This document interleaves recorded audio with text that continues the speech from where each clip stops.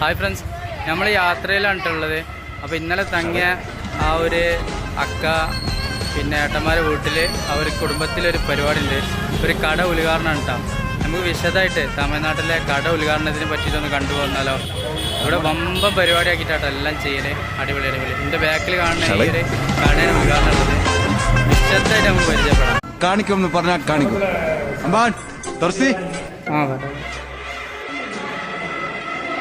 ഷളേ